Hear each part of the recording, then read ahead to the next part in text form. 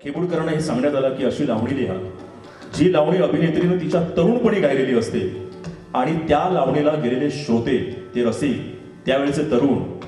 आता ते म्हातारपणी सुद्धा त्याच परंतु वय झालेल्या नर्तकीच्या बैठकीला पुन्हा जातात आणि त्या नर्तकीला सांगतात की त्यावेळेची तीच लावणी आज पुन्हा एकदा ठासून झाली पाहिजे आणि मग ती त्यावेळेची लावणी सुरू करते तिला ती जुनी मैफिल आठवायची आहे आणि म्हणून जगदीश खेबुडकर लिहितात की दरबार जुना यो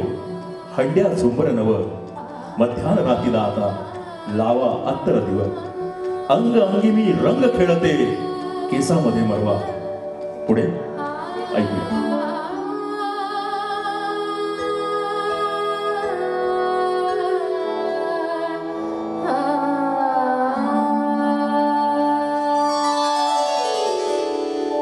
दरबार